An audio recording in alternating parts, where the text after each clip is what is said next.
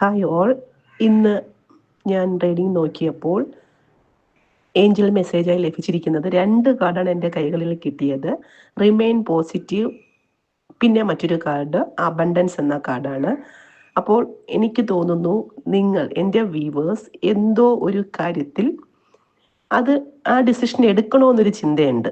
പക്ഷേ പിന്നെ നിങ്ങൾ ചിന്തിക്കുന്നത് വേണോ വേണ്ടേ, ഒരു തിങ്കിങ് നിങ്ങളുടെ മൈൻഡിൽ നടക്കുന്നുണ്ട്. അങ്ങനെയാണ് എങ്കിൽ ഇവിടെ ഏഞ്ചൽസ് പറയുന്നു നിങ്ങൾ പോസിറ്റീവായിട്ട് തന്നെ ചിന്തിക്കുക. നെഗറ്റീവ് തോട്ട് അല്ലെങ്കിൽ പറ്റില്ല അല്ലെങ്കിൽ നെഗറ്റീവായിട്ടായിരിക്കും റിസൾട്ട് കിട്ടുന്നത്, ആ ഒരു ചിന്ത നിങ്ങളുടെ മനസ്സിൽ കൊടുക്കണ്ട. നിങ്ങൾ ഏത് കാര്യത്തിലാണോ ഡിസിഷൻ എടുക്കാൻ പോകുന്നത് അത് വളരെ ധൈര്യപൂർവ്വം മുന്നോട്ട് പോകൂ. പോസിറ്റീവായിട്ട് നിങ്ങൾ മാനിഫെസ്റ്റ് ചെയ്യൂ. നിങ്ങളിലേക്ക് സമൃദ്ധി ആകർഷിക്കപ്പെടുന്നു. അബണ്ടൻസ് ആണ് നിങ്ങൾക്ക് ലഭിക്കാൻ പോകുന്നത്.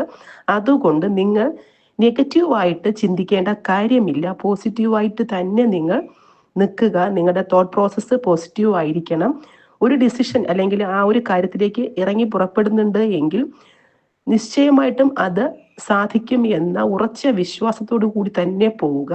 നിങ്ങളിലേക്ക് വരുന്ന സമൃദ്ധിയെ നിങ്ങൾ വേണ്ടാത്ത ചിന്തകൾ കൊണ്ട് നിങ്ങളിൽ നിന്ന് അകറ്റാതിരിക്കുക.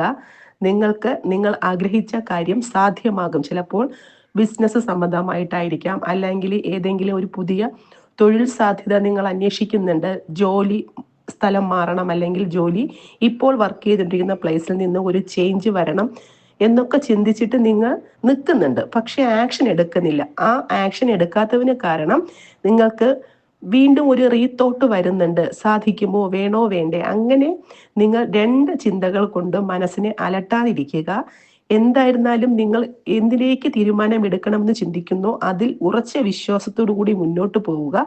നിങ്ങൾക്ക് സാമ്പത്തിക അഭിവൃദ്ധിയും ഐശ്വര്യവും നിങ്ങൾ എന്താണോ ആഗ്രഹിക്കുന്നത് അത് നിങ്ങളിലേക്ക് എത്തപ്പെടുമെന്നാണ് ഏഞ്ചൽസ് ഈ കാർഡിലൂടെ സൂചന നൽകുന്നത്.